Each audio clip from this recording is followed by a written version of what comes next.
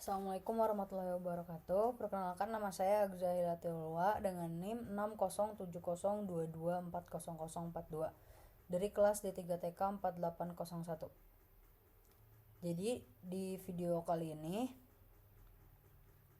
saya akan menjelaskan dari tugas praktikum mandiri 3.2 untuk mata kuliah administrasi jaringan.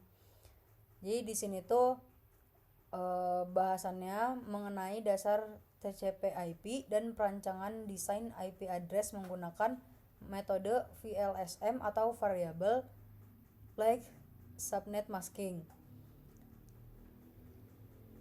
Jadi di sini kita masuk ke soal yang pertama. Di sini tuh terdapat sebuah perusahaan swasta yang memiliki 5 divisi dengan kebutuhan user yang berbeda-beda.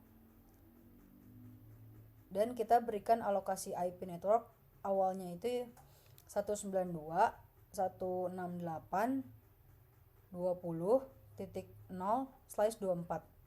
Prinsip utama dari metode VLSM ini, kita wajib mengurutkan kebutuhan host atau user dari jumlah yang paling besar ke yang paling kecil.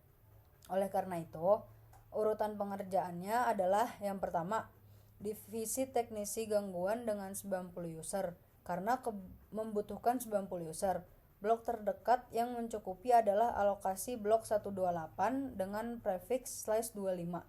Network ID dimulai dari 192.168.20.0 dengan range IP valid dari 1 sampai 126. Yang kedua, divisi marketing dengan 28 user. Kita alokasikan ke blok 32 dengan prefix /27. Network ID-nya melanjutkan IP sebelumnya, yaitu 192.168.20.128. Ketiga, divisi operator dan administrasi dengan 20 user masih menggunakan alokasi blok 32 dengan prefix /27 dengan network ID di 192.168.20.160. Yang keempat, divisi finansial dengan 18 user. Kita berikan alokasinya blok 32 prefix /27. Network ID berada di 192.168.20.192. Dan yang kelima, yang terakhir itu divisi HRD dengan 14 user. Karena 14 user ditambah network dan broadcast totalnya pas 16. Maka kita bisa gunakan alokasi blok 16 dengan prefix /28. Networknya 192.168.20.224. Selanjutnya masuk ke soal yang kedua, yaitu perancangan jaringan untuk sebuah sekolah dengan alokasi IP network. Awal yang tersedia adalah 192.168.0.0/24. Sama kayak soal yang pertama, kita urutin kembali dari ruangan yang kebutuhan usernya itu yang terbesar. Yang pertama itu ruang lab, dia kebutuhan usernya 90. Jadi kita alokasikan pada blok 128 menggunakan prefix /25.